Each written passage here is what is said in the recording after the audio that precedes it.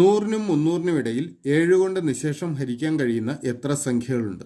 നമുക്കിവിടെ 100നും 300നും ഇടയിലുള്ള 7 കൊണ്ട് ഹരിക്കാൻ കഴിയുന്ന സംഖ്യകളുടെ എണ്ണം കണ്ടുപിടിക്കണം. നമുക്ക് ആദ്യം 100ൽ താഴെയുള്ള 7 കൊണ്ട് ഹരിക്കാൻ കഴിയുന്ന സംഖ്യകളുടെ എണ്ണം കണ്ടുപിടിക്കാം. അതിനായിട്ട് 100നെ 7 കൊണ്ട് ഹരിക്കുക. 100നെ 7 കൊണ്ട് ഹരിക്കുമ്പോൾ 10ൽ ഒരു തവണ 7 7 കുറയ്ക്കുന്നു 3, 30ൽ 4 തവണ 4 28 ശിഷ്ടം 2.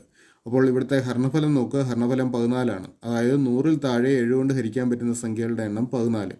ഇതുപോലെ 300ൽ താഴെ 7 കൊണ്ട് ഹരിക്കാൻ പറ്റുന്ന സംഖ്യകളുടെ എണ്ണം കണ്ടുപിടിക്കുന്നതിനായിട്ട് 300നെ 7 കൊണ്ട് ഹരിക്കുക. 30ൽ 4 തവണ 4 28, 20ൽ 2 തവണ 2 14 ശിഷ്ടം 6. അപ്പോൾ 300ൽ താഴെയുള്ള 7ൻ്റെ ഗുണിതങ്ങളുടെ എണ്ണം 42ആണ്. 100നും 300നും ഇടയിലുള്ള 7 കൊണ്ട് ഹരിക്കാൻ കഴിയുന്ന സംഖ്യകളുടെ എണ്ണം കിട്ടുന്നതിനായിട്ട് 42ൽ നിന്ന് 14 കുറച്ചാൽ മതി. 42ൽ നിന്ന് 14 കുറച്ചാൽ 28. അപ്പോൾ നമുക്ക് വേണ്ട ഉത്തരം 28. ശരി ഉത്തരം ഓപ്ഷൻ ഡി.